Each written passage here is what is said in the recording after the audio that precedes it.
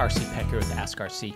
One of the questions that I hear over and over is I'm retired or I'm retiring soon and I cannot afford to lose money.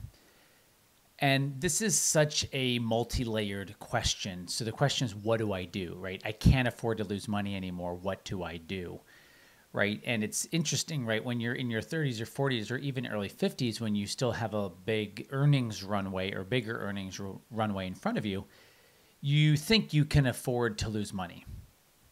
But after you've saved everything you're ever going to save, the brain actually switches even more against you. The brain has always worked against people wanting to grow their money, but it really works against someone after they've stopped saving and after they've stopped the earnings runway. So what do you do? So there's two answers, and I can share one of them here with you. And the answer is I want to tell you what I do with my training students. So what I tell them is you have to keep growing money. And my suggestion to them is you figure out how much you need for, I'm just going to make up a number, 3 years of expenses. Now, I come to 3 years in a very specific way. I look at the last three huge stock market crashes over the last 50 years. So in 2008, the market fell 58%, probably even 60%, depending on what index you're looking at. But I'm measuring this in time. So in 2008, the market fell for 18 months. In 2000, the market fell for 30 months. And then in 1974, the market fell for 18 months. So the three biggest falls we've ever had, two were 18 months in length, and one was 30 months. So let's take the worst one, which is 30 months, and let's just call it 3 years.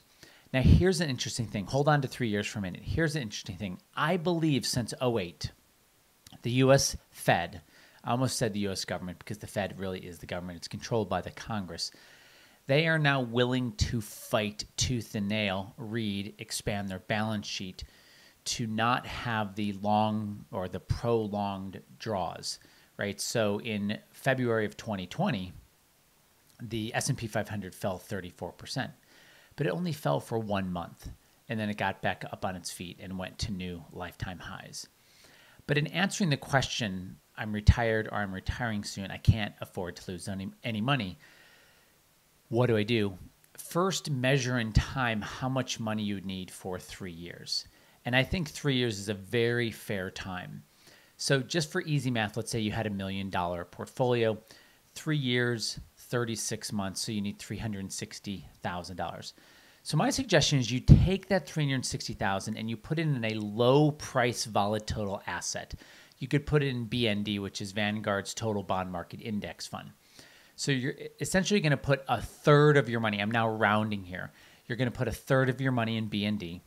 And then you're going to take the other 2/3 and you're simply going to buy the S&P 500 with dividends reinvested.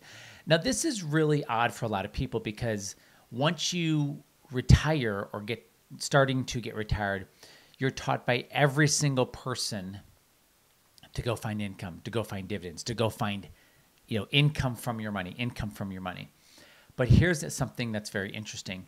Most of those income ETFs or dividend ETFs actually underperform the S&P 500, which also has dividends. Now, the dividends are smaller, but here's the thing. The S&P grows so much faster.